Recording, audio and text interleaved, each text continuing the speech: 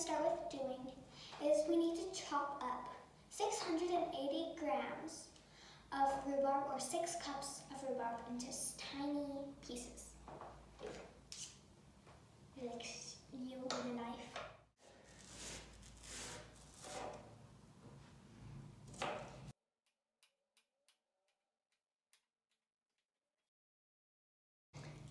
We got this rhubarb from out of Copenhagen. Copenhagen is where we live, by the way. Out on a farm, and it was only 10 kroner for a batch of it. And it was out on the street, and it was perfect because my dad had 20 kroner. So we got to have 2 things of it. By the way, this is a big, important warning. Do not eat the leaves. They are very poisonous. Do not use them in salad or anything. I'll probably show you how to make salad in a future video. But do not eat them. They are poisonous. So I'm going to use my skill, but you can also just add 6 cups. You can use measuring cups.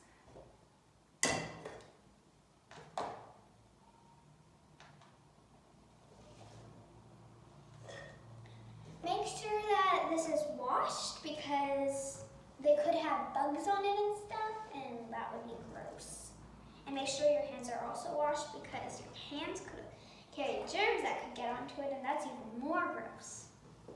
Probably. We have finished our rhubarb part. We have 680 grams of rhubarb chopped up, and now it's time to do our orange part of the rhubarb orange jam. So we're going to take this to the side because we don't need it right yet. And we are going to take in our trusty zester.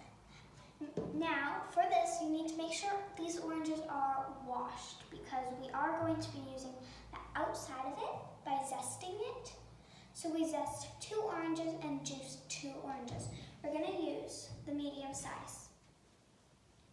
Don't do what I just did by running your finger down there. That's dangerous. Sorry.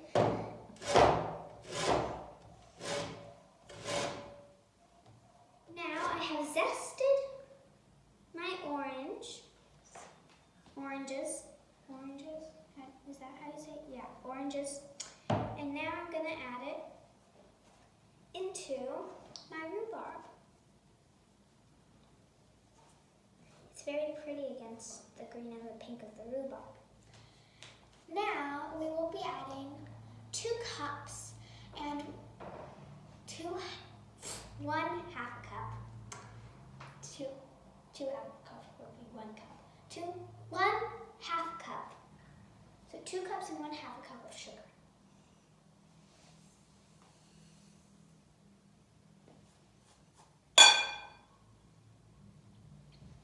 Now, with the oranges we already have zested, we're going to cut them in half, and we are going to juice them. We have about medium-sized oranges.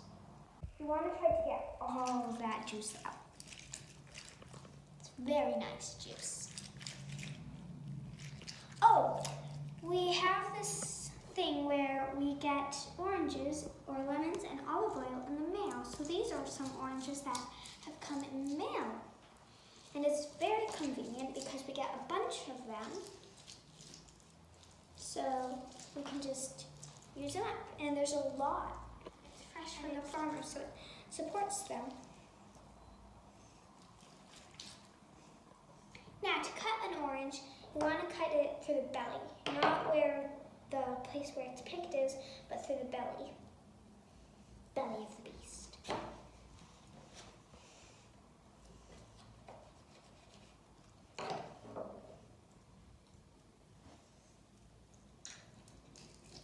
Now we have finished juicing all of our oranges. Oopsies. And now it is time to strain them and pour it in.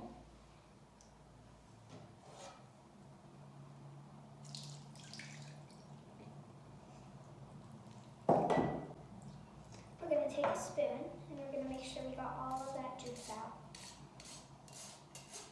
It looks like there's a lot of seeds, so I probably will plant them. I think that's as much juice as we can get out. And now we can take it into the kitchen. And we're going to take our bowl and we're going to just empty it into the pot.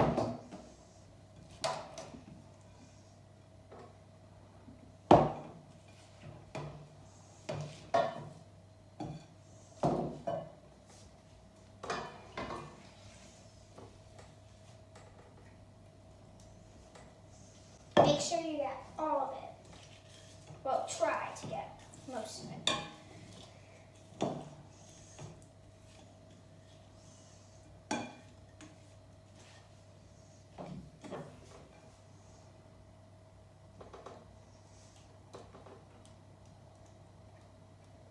So satisfying. So we turn on the stovetop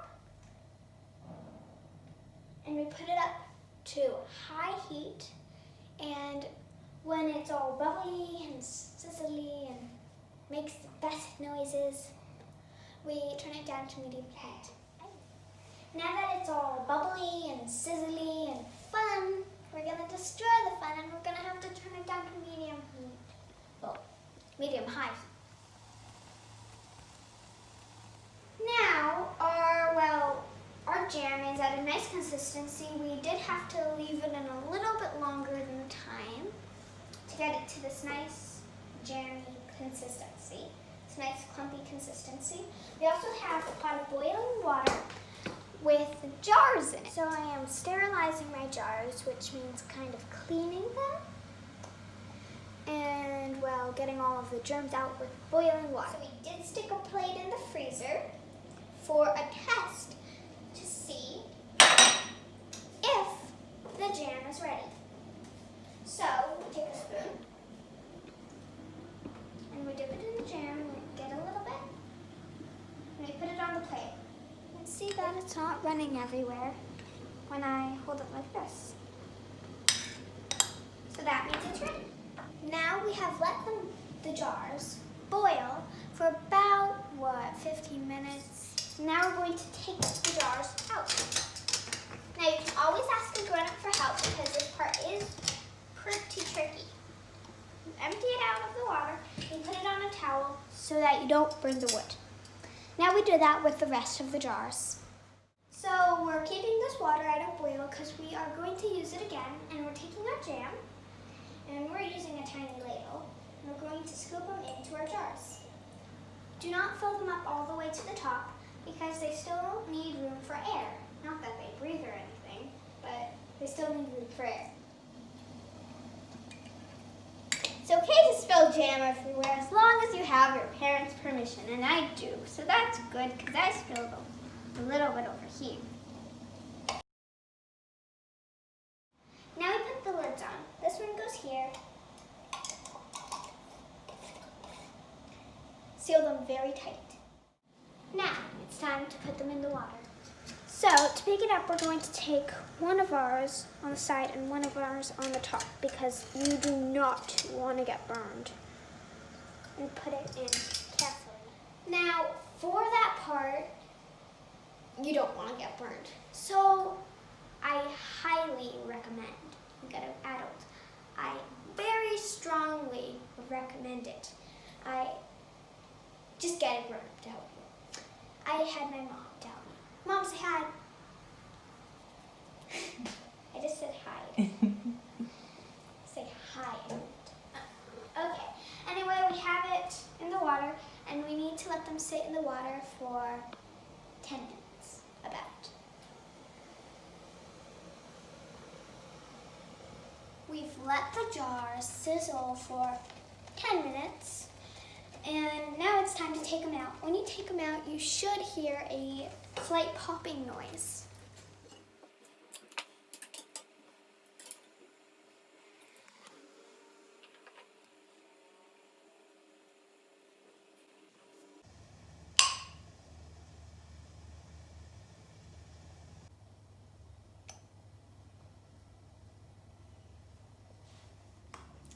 You see how this jar, if you press down on the lid, we used jars like this where it will make a little popping noise. So it's nice and firm, you don't do the popping noise.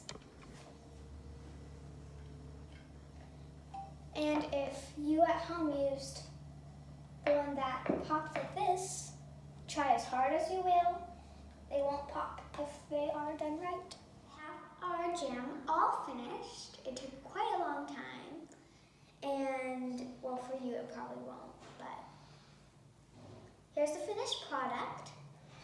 It makes 3.5 jars of jam. So we just used the half one that we didn't show on camera. So we're going to take our bread, and it's fresh from the bakery. We did not make it. In maybe some other video we will have made the bread. And put some of the jam on it.